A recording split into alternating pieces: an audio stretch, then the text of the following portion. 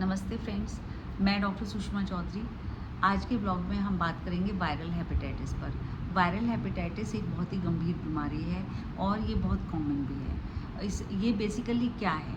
Viral hepatitis एक ऐसा infection है जो कि लिवर को इन्फ्लेम करता है। इन्फ्लेम मतलब लिवर में इन्फेक्शन कॉज करता है, लिवर को अफेक्ट करता है और अगर सीवियर केसेस में लिवर को डैमेज भी कर सकता है अगर हम पेशेंट को टाइम से ट्रीटमेंट ना मिले तो।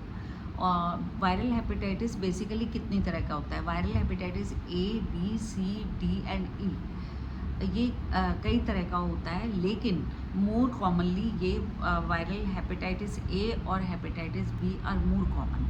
हेपेटाइटिस ए जो होता है और ई होता है वो एक्यूट होता है। एक्यूट माने अगर किसी को कोई पेशेंट इससे इन्फेक्ट हो जाता है पर्सन, तो वो बिना ट्रीटमेंट के ही अपने आप ही ये थोड़े दिनों में क्योर मतलब ठीक हो जाता है। अगर hepatitis B, C and D है, ये एक्यूट भी हो सकता है और क्रॉनिक भी हो सकता है लेटर स्टेज में। इसकी कॉजेज़ क्या हैं? हेपेटाइटिस ए और E they are cause by the contaminated food and water. अगर कोई पर्सन कंटेमिनेटेड फूड और वाटर खा लेता है या फिर इन्फेक्टेड स्टूल के आसपास में होता है, तो उसकी वजह से भी हेपेटाइटिस ए एंड ई होने के चांसेस रहते हैं। Hepatitis E basically under cooked food, जैसे लाइक पोर्क एंड शेलफिश कोई खाता है, फिशेस खाते हैं जो अंडर कट आधा पका हुआ पोर्क खा ले या फिर फिशेस खा ले, मांस मछली खा ले, तो उसकी वजह से भी हेपेटाइटिस ई होने के चांसेस रहते हैं। हेपेटाइटिस बी, सी और डी बेसिकली कैसे फैलता है?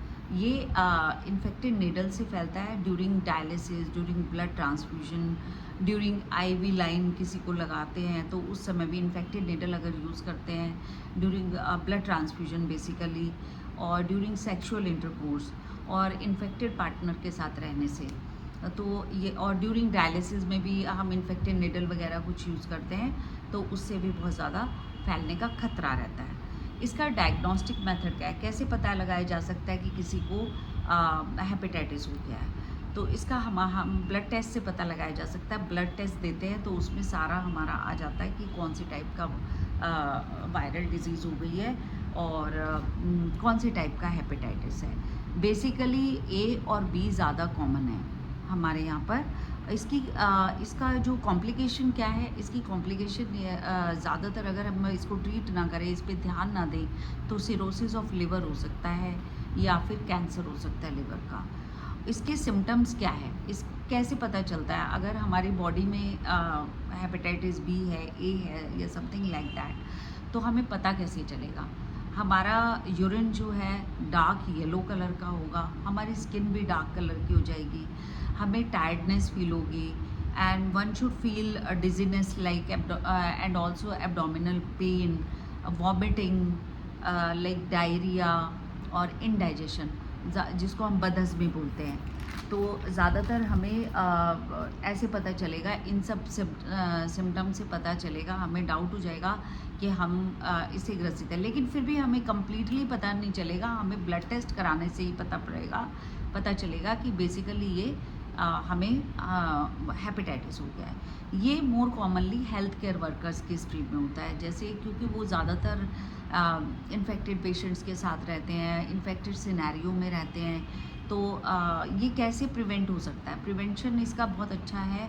आज के डे मतलब टाइम में हमारे बहुत सारी वैक्सीन्स आ गई हैं, तो वैक्सीनेशन आप प्रॉपरली इसका कराएंगे तो ये प्रिवेंट कर सकता है। हम अपने आप को बचा सकते हैं इससे। कैसे? इसकी वैक्सीन आती है, जैसे मान लो 0, 1 एंड 6 मंथ के अंतराल पे अगर हम वैक्सीन लगाएं, इसका पूरा डोज लें, तो हम वायरल हेपेटाइटिस से बचा जा सकता है। और बेसिकली आजकल तो WHO ने जो है कंपलसरी कर दिया है कि जो न्यू बर्थ होता है, जैसे ही चाइल्ड का बर्थ होता है, ऐसे ही उसको हम वायरल हेपेटाइटिस का इंजेक्शन कंपलसरी हो गया उनको देना, ताकि हम उससे बच्चे को भी प्रिवेंट कर सकें। और अगर किसी को हो ही जाता है, पता चलता है किसी को after blood test and certain test कि वायरल हेपेटाइटिस हो गया, तो इसमें भी घबराने की कोई बात नहीं है। इसका भी ट्रीटमेंट है। ट्रीटमेंट क्या है? एंटीवायरल हम मेडिकेशन ले सकते हैं। अपने डॉक्टर्स जो नियर बाय आपके डॉक्टर है, फैमिली डॉक्टर है, एंटीवायरल मेडिकेशन लाइक टेनोफोवीर होती है, इंटरफेरॉन होती है, तो लेकिन कोई भी मेडिसिन अपने जो फैमिली डॉक्टर से या अपने नियर बाय गवर्नमेंट हॉस्पिटल से या प्राइवेट जिससे पे भी आप जाते हो, तो उसकी सलाह के बिना कोई दवा ना लें। लेकिन मैं ये बताना चाहूँगी कि हम मेडिकेशन से भी इसको ट्रीट कर सकते हैं। और अगर हम मान लो ज़्यादा हो जाता है तो हम सिरोसिस ऑफ लिवर हो जाता है और इस स्टेज पे पेशेंट आ जाता है, तो लिवर ट्रांसप्लांट भी एक अच्छा उपाय है। आजकल तो बहुत कॉमन हो गया लिवर ट्रांसप्लांट भी। तो मैं सबसे ये कहना चाहूँगी कि आप अपने आप को सेफ रखें। हेपेटाइटिस बी हमारे यहाँ पर और ए बहुत कॉमन हो गया है, हो जाता है, और हेल्थ केयर वर्कर्स में हेपेटाइटिस बी बहुत कॉमन है। तो हम सबको पहले से ही अपनी वैक्सीनेशन पूरा प्रॉपर कराना चाहिए ताकि हम इससे बच सकें। और हमें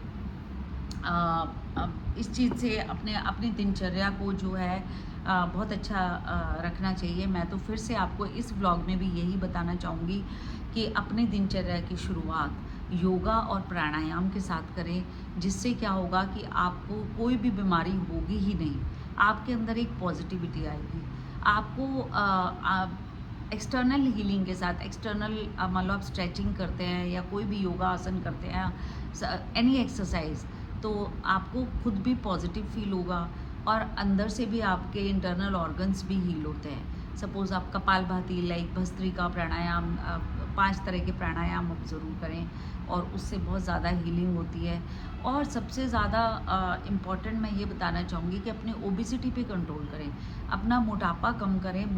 मोटापे से, ओबिसिटी में ही सारी बीमारियाँ हमें घेरती हैं। और जो जैसे वायरल हेपेटाइटिस जैसी बीमारी है, तो हमें अपने आप को अवेयर रखना चाहिए कि इन्फेक्टेड निडल ना यूज़ करें। हमेशा देखकर और उसको पूरे अच्छी तरह से एग्जामिन करके पूरा देखभाल के हमें नई सिरिंजेस यूज़ करनी चाहिए। और जो भी हमारी पुरानी सिरिंजेस हैं, ये इन्फेक्टेड सिरिंजेस को तोड़कर आजकल तो मशीनें हैं और पूरा डिस्पोज ऑफ करने का भी प्रावधान है। गवर्नमेंट हॉस्पिटल्स में भी इतने सारे अवेयरनेस प्रोग्राम्स चलाए जा रहे हैं, तो उन पर भी आप ध्यान दें और अपने आप को सेफ रखें, ताकि हमें इस चीज़ में हम इन्फेक्टेड हो ही ना, हम पहले से ही अपने आप को प्रिवेंट कर सकते हैं।